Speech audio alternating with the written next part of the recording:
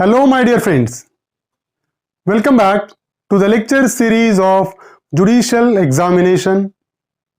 I am Dr. Wasim I Khan, Assistant Professor, Shri Shivaji Law College, Prabhani, Maharashtra, India. So today's point of discussion will be Section 30 of Indian Evidence Act 1872, which deals with when a confession of one accused is relevant against the co-accused. एक accused अगर confession देता है तो दूसरे accused के against में कैसा relevant होगा, ये प्रोविजन है सेक्शन 30 में बताया हुआ. So we will discuss all the concept relating to section 30 as well as we will discuss the question asked by the examiner on this topic and the probable question which may be asked by the examiner on this particular topic. So without wasting your much time, let's start the topic.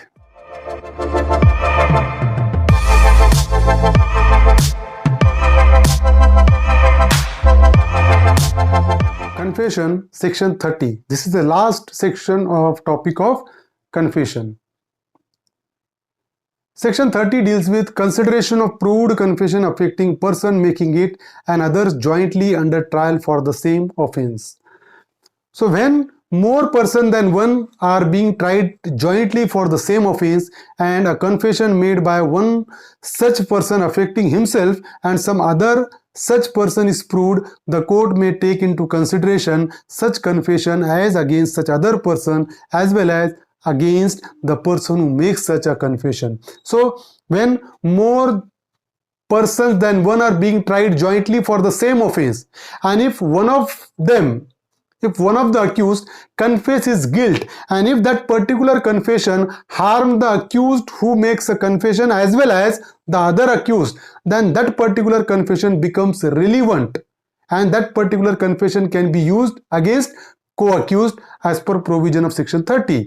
Suppose कि अगर एक से ज्यादा accused है, person है, जिनके against में joint trial चल रहा है एक ही ऑफेंस के लिए, ज्वाइंट ट्रायल एक ही ऑफेंस के लिए चल रहा है. फॉर एग्जांपल 5 अक्यूज्ड है, 5 अक्यूज्ड के अगेंस्ट में एक ही ट्रायल चल रहा है, ज्वाइंट ट्रायल चल रहा है एक ही ऑफेंस के लिए, और उन अक्यूज्ड में से कोई एक अक्यूज्ड, फॉर एग्जांपल ये अक्यूज्ड अगर कन्फेशन देता है, वो कन्फेशन उसको भी हार्म कर रहा है और बाकी के अक्यूज्ड को भी हार्म कर रहा है. सेक्शन 30 ये कहता है कि वो कन्फेशन इसके अगेंस्ट में तो यूज होगा ही, साथ ही साथ को अक्यूज्ड के अगेंस्ट में भी यूज होगा as per provision of section 30. अब देखिए, principle underlying when more person than one are jointly tried for the same offense, the confession made by one of them, if admissible in evidence, should be taken into consideration against all the accused and not against the person who alone made it. तो अगर कोई person 3-4 person joint trial चल रहा है एक ही offence के लिए और कोई एक कन्फेशन देता है जो उसके अगेंस्ट में यूज होगा और साथ ही साथ दूसरे के अक्यूज से रिलेटेड भी है, तो वो कन्फेशन दूसरे अक्यूज के अगेंस्ट में भी यूज होगा. अब देखिए, hence before the confession of one accused may be taken into consideration against other, it has to be shown that, कुछ चीजें बताना पड़ेगा. एक अक्यूज्ड का कन्फेशन दूसरे अक्यूज्ड के अगेंस्ट में अगर यूज करना है तो कुछ चीजें ध्यान में रखना बहुत ज्यादा जरूरी है. उसमें पहली है person confessing and the others are being tried jointly. So the person who confess his guilt and the other person against whom the court wants to use that particular confession, these all the person must be tried jointly. जिस person ने confession दिया वो और जिस accused person के against में वो confession use होने वाला है वो, ये सब एक ही ट्रायल में, इनके अगेंस्ट में जॉइंट ट्रायल चलना जरूरी है. Second one is they are being tried for the same offence. सिर्फ जॉइंट ट्रायल होना ही सफिशिएंट नहीं है, but they must be tried for the same offence. एक ही ऑफेंस का ट्रायल इन सब अक्यूज्ड के अगेंस्ट में चलना जरूरी है. दूसरी चीज, third one is confession is affecting the confessioner and the others. अब सपोज मैं और दूसरे 3 पर्सन के अगेंस्ट में जॉइंट ट्रायल चल रहा है और एक ही ऑफेंस के लिए चल रहा है, और अगर मैं कन्फेशन दे रहा हूं तो मेरा कन्फेशन मुझे भी अफेक्ट करना चाहिए और साथ ही साथ को अक्यूज्ड को भी. अगर ऐसा है तभी वो कन्फेशन दूसरे अक्यूज्ड के अगेंस्ट में यूज होगा. अगर मैं ऐसा कोई स्टेटमेंट देता हूं जो मुझे तो अफेक्ट नहीं कर रहा, मैंने कहा मैं ये कर रहा हूं कि मैंने नहीं किया, ये तीनों ने किए, तो वो कन्फेशन उन तीनों के अगेंस्ट में यूज नहीं होगा। तो कन्फेशन अगर मैं दे रहा हूं तो वो कन्फेशन मुझे भी अफेक्ट करेगा, साथ ही साथ को अक्यूज्ड को अफेक्ट करेगा, तभी वो कन्फेशन यूज होगा को अक्यूज्ड के अगेंस्ट में, अदरवाइज नॉट। अब देखिए कि यहां पर एक ये एग्जांपल है कि Ramesh and Suresh are jointly tried for the murder of Naresh. तो रमेश और सुरेश पे जॉइंट ट्रायल चल रहा था कि उन्होंने नरेश का मर्डर किया। It is prove that Ramesh said Suresh and I murder Naresh. तो यहां पर कोर्ट के सामने ये प्रूव हुआ कि रमेश ने गिल्ट कन्फेस किया और रमेश ने कन्फेशन देते हुए ये कहा कि मैंने और सुरेश ने दोनों ने मिलके नरेश को मारा। अब ये जो कन्फेशन है मैंने और सुरेश ने मिलके नरेश को मारा, तो ये कन्फेशन रमेश को भी अफेक्ट कर रहा है, साथ ही साथ सुरेश को भी अफेक्ट कर रहा है। तो इस सिचुएशन में क्या होगा, the court may consider the effect of this confession as against Suresh. तो जो रमेश का कन्फेशन है वो कन्फेशन सुरेश के अगेंस्ट में भी यूज हो सकता है, क्योंकि यहां पर तीनों कंडीशन है, दोनों के अगेंस्ट में जॉइंट ट्रायल चल रहा है और एक ही ऑफेंस के लिए चल रहा है और कन्फेशन रमेश के साथ साथ सुरेश को दोनों को अफेक्ट कर रहा है। अगर ये तीनों चीजें हैं तो एक अक्यूज्ड का कन्फेशन को अक्यूज्ड के अगेंस्ट में यूज हो सकता है। अब देखिए कि Kashmira Singh versus state of MP, that is a particular case. In the case, the accused Kashmira Gurudayal, who was the brother of Kashmira, Pritipal, son of Gurudayal, and one Guru Bachchan, a rickshaw puller in this case, was being tried, being jointly accused of conspiracy and killing a child. ये सब लोगों पे they are jointly accused of conspiracy and killing a child. Conspiracy के accusation थे, उन पे उन्होंने एक बच्चे को मारा, इन सब पे वो चार्जेस थे। The supreme court in this case issued some condition which needed to be fulfilled before taking into consideration the confession of one accused against the other। तो यहाँ पर सुप्रीम कोर्ट ने कुछ कंडीशन बताया कि एक अक्यूज्ड का कन्फेशन दूसरे अक्यूज्ड के अगेंस्ट में अगर यूज करना है तो कुछ कंडीशन का फुलफिल होना बहुत ज्यादा जरूरी है, जो कि हमने ऑलरेडी डिस्कस की है। पहला कंडीशन ये बोल रहा है कि joint trial, the person making a confession and the other accused person are being tried jointly। जो पर्सन जो accused confession दे रहा है वो और दूसरे पर्सन जिनके अगेंस्ट में वो कन्फेशन यूज होना है वो एक ही ट्रायल में, जॉइंट ट्रायल उनके अगेंस्ट में चलना जरूरी है। Same offence, all the accused are being tried for the same offence. जितने अक्यूज्ड है उनके अगेंस्ट में एक ही ऑफेंस में ट्रायल चलना जरूरी है। और confessions, the confession must affect the confessioner as well as the other accused person. वो जो कन्फेशन है, कन्फेशन जिसने दिया उसको भी अफेक्ट करना चाहिए और उसके को अक्यूज्ड को भी अफेक्ट करना चाहिए।